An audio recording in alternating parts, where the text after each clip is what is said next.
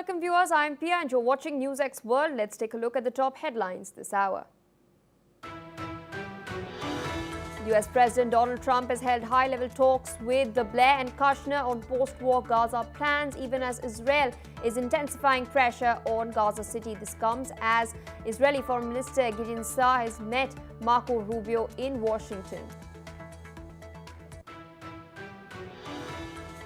As reports of starvation raise concerns in Gaza, the United Nations, a fresh report has now claimed that Gaza's famine is man-made.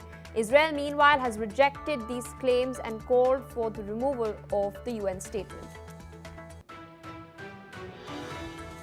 Ukrainian President Volodymyr Zelensky has stated that his officials will meet representatives of US President Donald Trump in New York this week as part of intensified mediation efforts aimed at ending the ongoing war with Russia.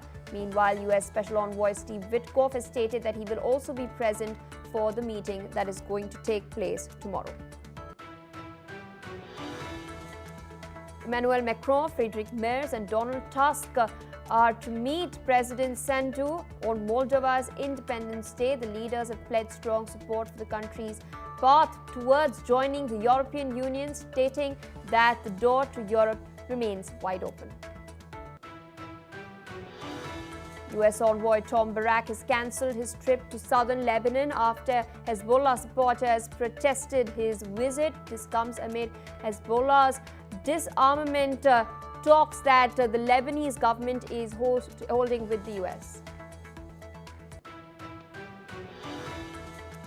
Two children aged 8 and 10 have been killed and 17 people injured in a shooting in Minneapolis in the United States. A gunman opened fire on school children attending a mass at a Catholic school.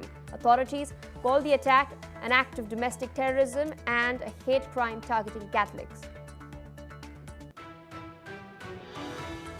Tehran has warned that any move to trigger snapback sanctions directly affects cooperation with the IAEA, while it stresses that the return of inspectors does not mean full resumption of ties.